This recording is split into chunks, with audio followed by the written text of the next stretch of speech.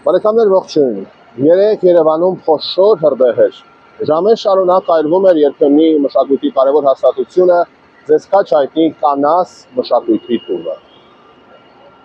Երևանի Ազատության պողոտայի 19 հասցեում գտնվող նախկին կանաս մշակույթի տան չգործող 4 հարկանի շինությունում բռնկված հրդեհից բարեբախտաբար տուժածներ չկային։ Ինչպես ասացինք, շենքը չէր գործում։ Հրդեհի բարդության 1 բիս կանչով դեպքի վայր են մեկնել ներքին գործերի նախարարության համապատասխան ջոկատները։ Արդարության համար ասենք, որ հրդեհի առաջին իսկ րոպեներից համացանցում որոշ օգտատերեր կասկածներ հայտնեցին, որ հրդեհը կազմակերպված է։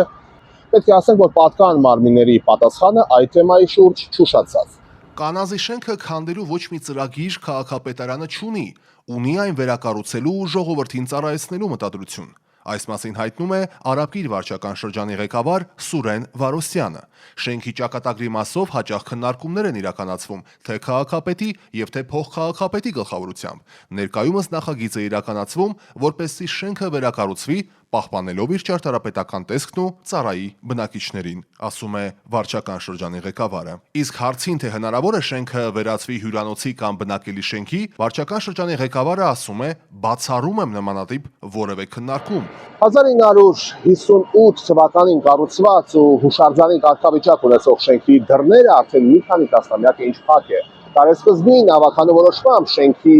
կարգավիճակը վերադարձվեց քաղաքապետարանին։ Երևանի քաղաքապետ Տիգրան Ավինյանը այցելել էր տարածք, շրջել էր տեղում եւ հայտնել, որ Երևանում ստեղծվելու է Երևան միջազգային երաժշտական ակադեմիան, իր տեսակով այն կլինի Հայաստանում առաջինն ու միակը։ Իհարկե, ինչպես հասկանում եք, այն պետք է տեղակայվեր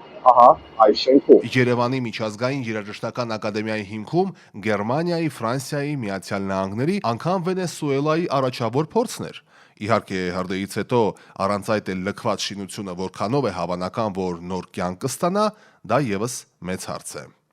Եվ այստեղ եւս մեկ տարօրինակ բան կա։ 90-ականներին մշակույթի մի շարք օջախներ վերածվում էին պարզապես տոնավաճառների։ Տոնավաճառը որն է, կներեք այս արտահայտության համար, բայց վերածվում էին քրչանոցների, որտեղ երբեմնի մշակույթի ու բոհեմական սյուների պատերի ներքո վաճառում էին թուրքական ներքնազգեստ եւ ոչ միայն կես մետրանոս լաթի կտորը պարզելով առաջարկում էին փորձել, օրինակ ռետուզը քոհակով է թե քոհակով չէ։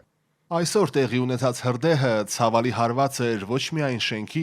այլև մի ամբողջ հիշողության, մի ժամանակի, երբ կանազի մշակույթի տունը համայնքի մշակութային սիրտն էր, սակայն վնասները չեն նշանակում ավարտ, եթե իհարկե կա հանրային կամք եւ հանրային պատասխանատվություն։ Կանազ մշակույթի տունը դա պարզապես ինչ-որ շինություն չէ,